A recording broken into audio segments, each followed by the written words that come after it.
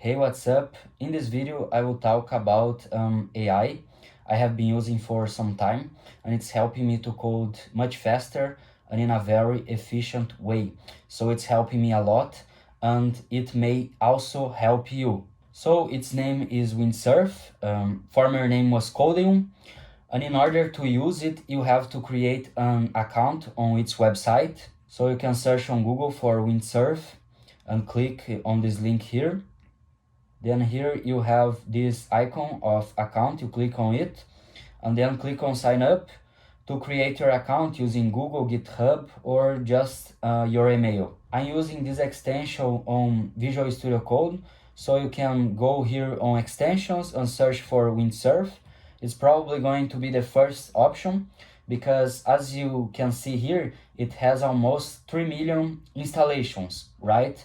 So it's very popular. Windsurf also has its own IDE, which I haven't tested yet, but you can try if you want. But for this video, I will show everything on Visual Studio Code, right? So let's get started. First, I will create a file here, a Python file.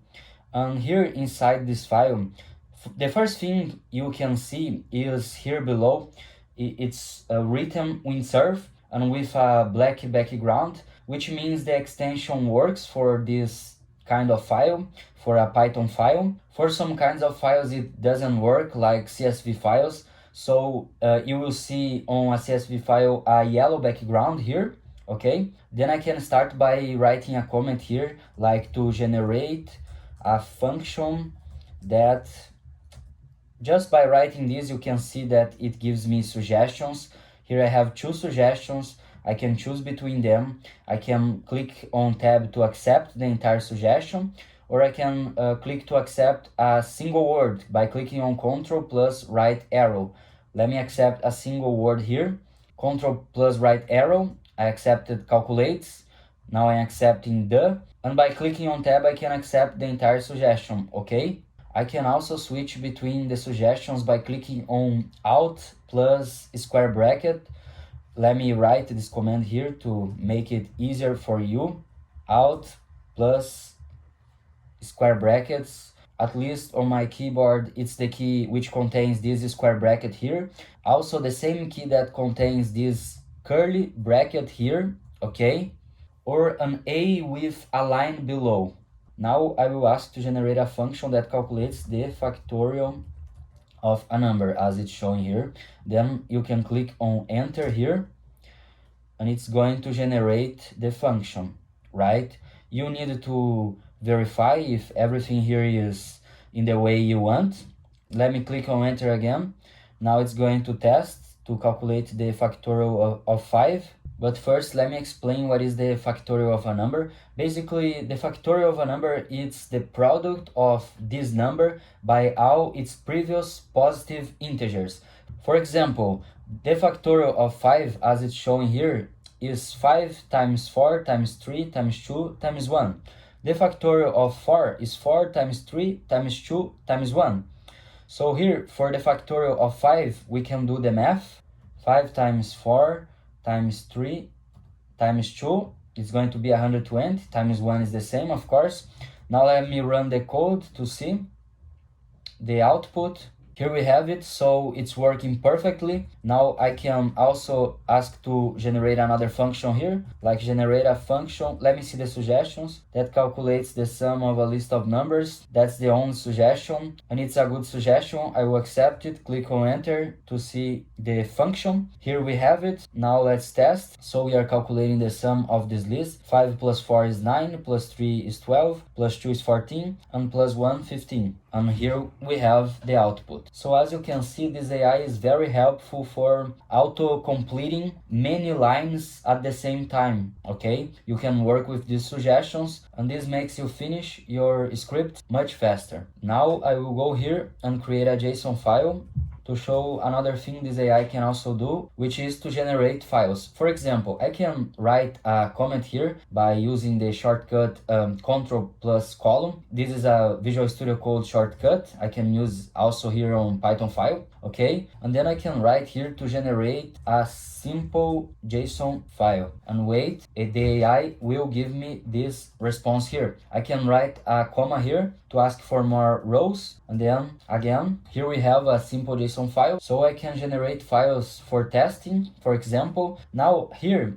yeah, you can see the suggestion reads sample.json, but I will show another way you can write the prompt, which is by using Ctrl+I, okay? So I will click on Ctrl+I, and here I have type your instruction. I will write to read sample.json, and it's processing the command. You can see it's in a commit form. You can accept it, you can reject, or you can click to follow up, which is to add new command. I will click on follow up. Here I have the code it's generated, but I want also to write the content in a CSV file. Write the content in a CSV file. Let me see. So here it's reading the JSON file, and then it's creating a new file, a CSV file, to write the data, okay? And then I will accept it. Now I will run the code and let's see if it's working or not.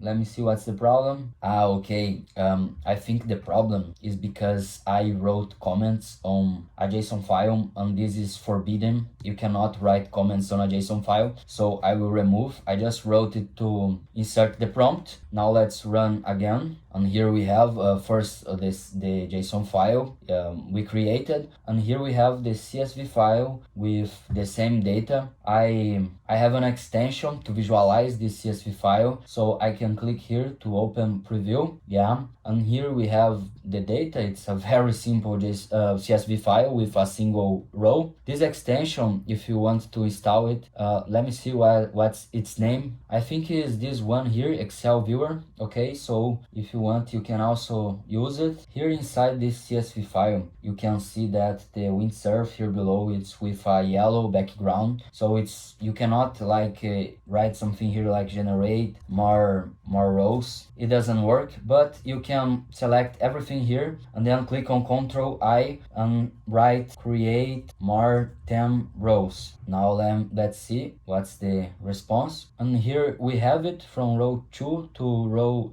12, but actually it haven't added 10 rows. It added only 9 rows, as you can see here. I will accept anyway, but you can see it's not perfect. If I want to add another row here, I will have to write again, and it's processing the command. It's very simple. Here we have it. Now we have 11 rows. The first row it created and the 10 additional rows. You can also use this AI as a chat, like ChatGPT or DeepSeek or Gemini. You have to click here on the left on Windsurf. You can see its icon, and here you can ask anything you want, like what is the factorial of a number, and then it's going to answer. The factorial of a number n is the product of all positive integers less than or equal to n, as I explained before. Here it gives examples, so it's easier for you. You just need to click on this icon here. You don't have to go to ChatGPT, and this makes you save time. Also, one very important thing is that it can give you answers based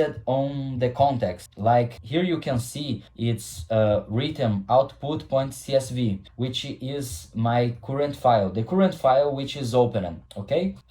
When I switch to JSON, to this JSON, you can see that here it also changed, and the same way when I switch it to this Python file. So you can receive answers based on the context of your files or your project in general. If you click here on advanced, you can see local indexes, and if you copy this path and write here to see it better, I will write it here. You can see it's leading to the main path. This is the path where I'm running the code. For example, if I go here, you can see that my terminal shows exactly the same path, and then I think everything this AI generates and all the answers it gives you is based on the context of your folder. Here you can see I'm using this YouTube folder, which also contains a folder for the Spotify video I made, and maybe this is not the ideal because the AI is also generating responses based on this Spotify folder here, which has nothing to do with this another folder. So I recommend you to open exactly the folder of your project to do not confuse the AI. For small projects, this may be irrelevant, doesn't matter much, but for bigger projects, it may not be the ideal, right? Now to finish this video, I will go here on Windsurf website and click on pricing. Here you can see the plans they offer. Everything that I did so far was using the free plan. It's been very helpful for me. As you can see here below, everything it offers, we have unlimited command, so you can use it as much as you want, okay? But you can also analyze the other plans to see if one of them makes sense for you or not. I will probably in the future upgrade to Pro just to test it, to see if it's worth or not. But for now, only with the free plan, you can already save a lot of time and increase your productivity. So guys, this was the video about Windsurf. I hope you have enjoyed it. If you did so, please click on like and subscribe to this channel. If you have any questions, you can also ask here below. Thank you so much. See you in the next video.